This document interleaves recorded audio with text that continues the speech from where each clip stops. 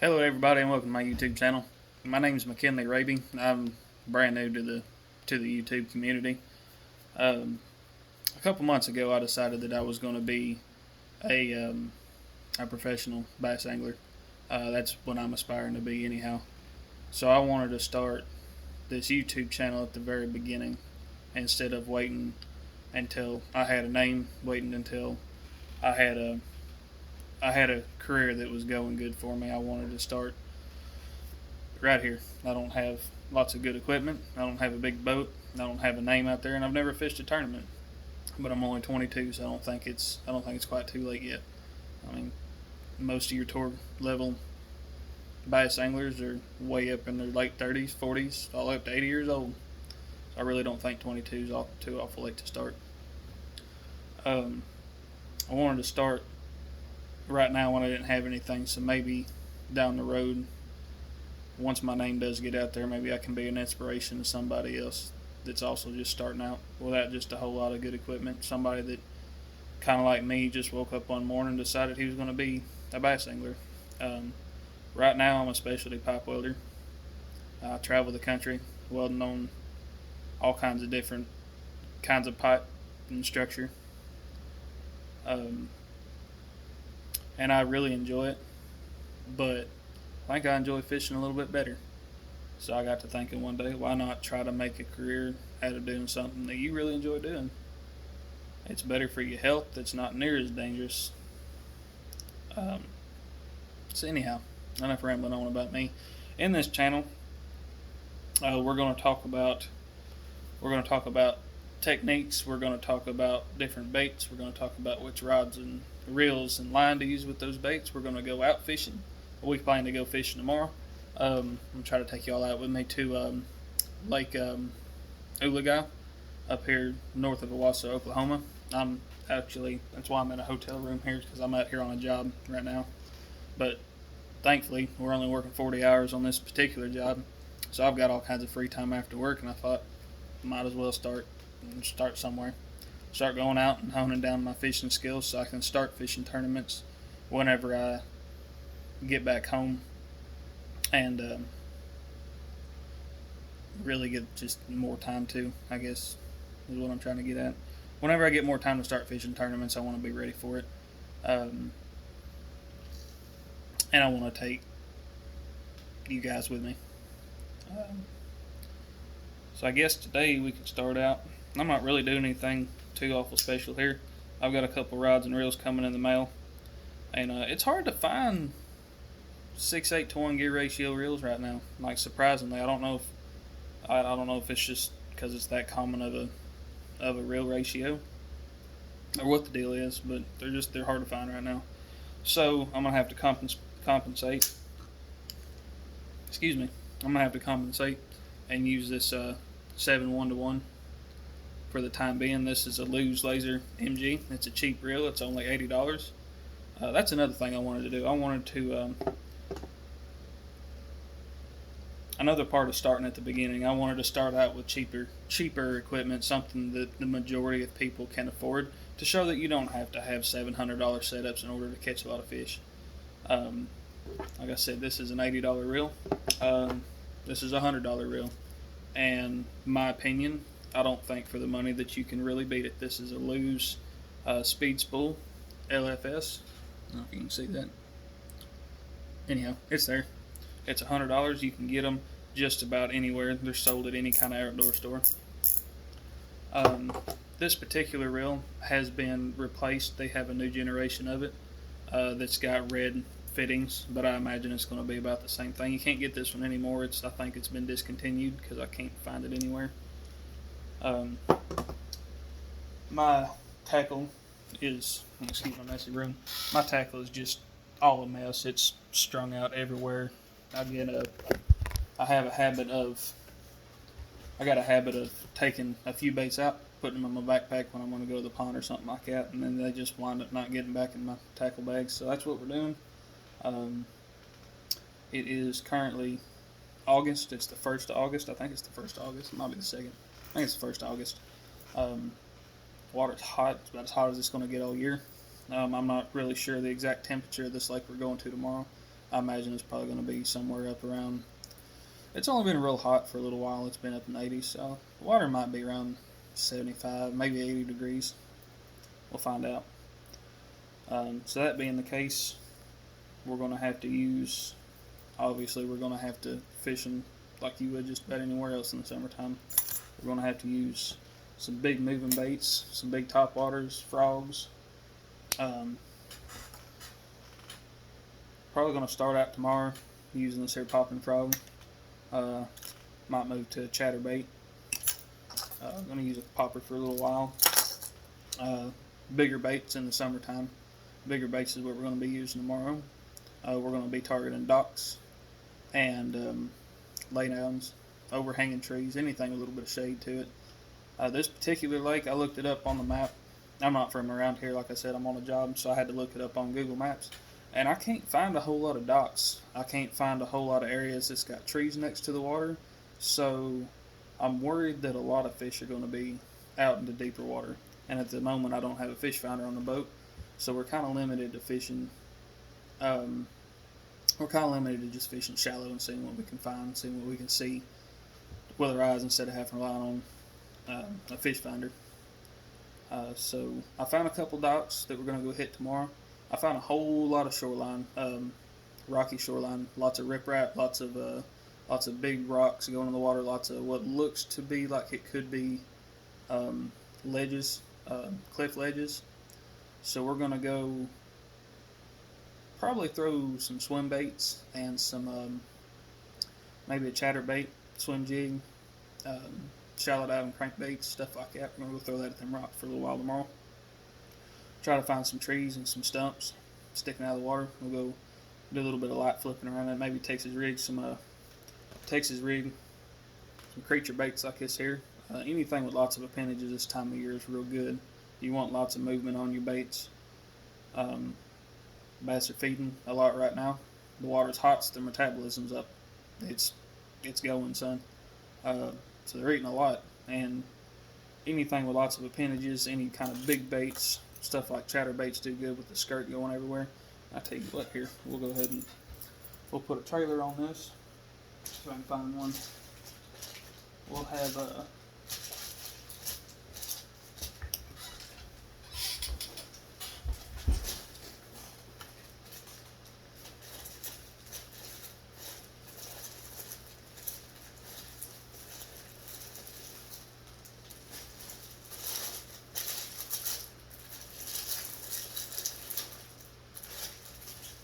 sorry about that. I was ill prepared to make this video. I didn't know what I was going to be talking about. First one. Bear with me. I'll get better.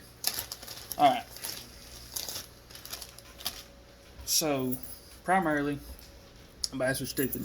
Alright? Just throwing that out there. Bass are dumb.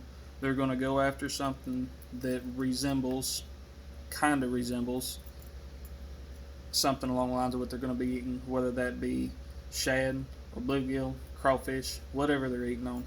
I'm not entirely sure what the forage is on this lake. So we're going to have to kind of look around and find out when we get out there. It could be shad, it could be crawfish, but this here is a really good shad and bluegill, really, imitation. It's got a little bit of chartreuse, a little bit of kind of a grayish blue and a white belly on it. And we're going to pair that up with a little, what is this? This is about a 4-inch swim bait with a big old paddle tail on it, so it's going to have a lot of water displacement, which works good in murkier water. You want a lot of water displacement, but also, I mean, I'm just barely touching that. It's got a lot of wiggle to it. That paired up with a skirt, it's going to agitate the bass a lot, and especially being the summertime, they're feeding a lot. It's not going to take, hopefully, if we can find them, it's not going to take a whole lot to agitate them into biting. So what you want to do here is take your swim bait and you want to thread it on your hook. Pop on out of there. These have a little hook right here, so when your swim bait gets up onto it, I put that one on crooked. Let's redo it. It's good about a lot of swim baits is you can there's not a set amount of times that you gotta There you go. We come out crooked again. Where you going, McKinley? There we go. Now we're coming out straight. Alright. Oh, one more time. One more time. There's not a set amount that you can do this, really, as long as you're careful with it. Sometimes I get the first try, and sometimes it takes a minute, you know. So anyway. Nope. I went up a little bit too more. I promise I'll get better at this. Y'all bear with me here. A little bit nervous. I ain't never done anything like this. Anyhow, there we go. We got it that time. You want to come up and over. Once you get over to the top, you want to take and grab your bait. Pull it out over the top. Mind my fingers. The tie-dye with the sun the other day. Anyhow, here we go. You're going to be pulling through the water like this, and that tail is just going to be going nuts. All this right here, it's going to be moving a lot. Which brings me to another thing. All this erratic movement, it doesn't take much to move all of it. If you have too fast of a reel, it's not going to act the way that it should. Between the chatterbait head making this bait flop side to side, the skirt doing all of its skirty stuff, and this tail right here just going crazy, you don't have to move it very fast. So if you use something fast like an 8-to-1 or a 7.5-to-1 like this one right here, it's not going to work out very well. You're going to have to use something slower like a 6-8-to-1, but seeing as how, like I said earlier, I can't find any of them right now. It's everywhere in the world sold out of them for some reason. I'm going to have to compensate with a 7-1-to-1, which isn't just a whole lot faster than a 6-8. It is a little bit faster, but I don't think that it's going to cause too much of an issue. I'm going to pair that up with 17-pound fluorocarbon on a 7'3" medium heavy, moderate fast action. You want something that's got a little bit of flex all the way through the rod. You don't want to use something that's got just the tip of it bending. You want something that's going to have a little give to it, be a little bit forgiving. I'm going to throw a chatterbait. I'm also going to throw this top water popper. It's got a rattle on it. Something like this, I would throw it on a shorter rod because you're not going to be making very long casts with a popper. You want to throw it on a 6.5 foot, maybe a 6'10" at the longest. And I'm going to put 15-pound monofilament on my rod for this bait. That 15-pound monofilament is also going to be used for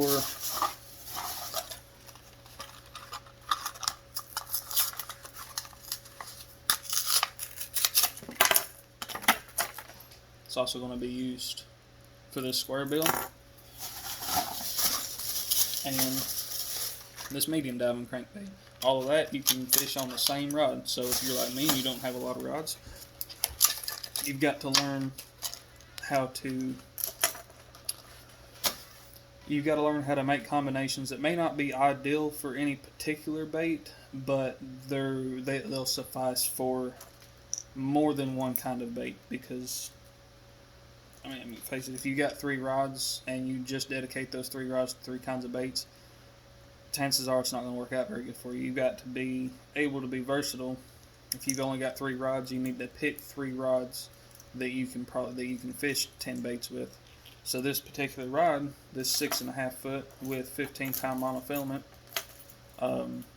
it's going to be medium heavy.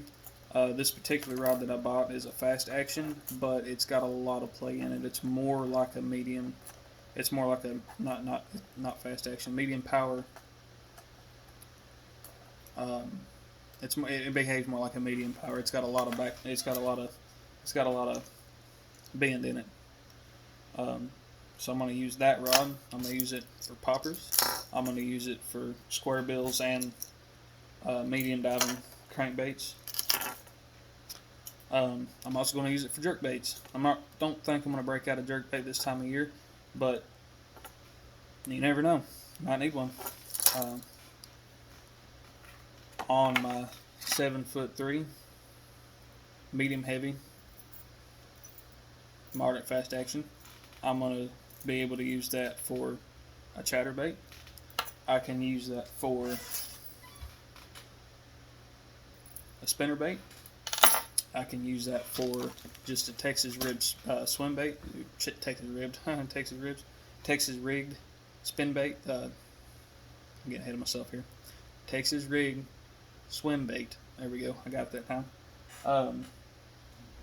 3, 4, 5-inch swim bait, whatever you have. You can do that Texas rigged, or you can just get a belly weighted swim bait hook. Use it that way. What else can I use that for? Lipless crankbaits. There we go. I actually got one on another one. Rattle trap. Lipless crankbait. You can use it for several different things. So anyhow, getting ahead of myself again, losing what I was talking about. Anyway, we're not going to get into a whole lot of tackle today. I'm going to do some top water tomorrow. I'm going to do some poppers. I'm going to use square bills, medium diamond crankbaits, probably some swim baits, chatter bait, spinner bait. See if we can catch us some. See if we can catch us a couple bass tomorrow. Sorry, I've been kind of awkward in this video. I've never done this before. It's kind of all new to me. We're going to figure it out. We're going to figure out that together, I hope. I don't really know how to end these, so I guess we'll just see y'all tomorrow. And y'all have a good night, and God bless.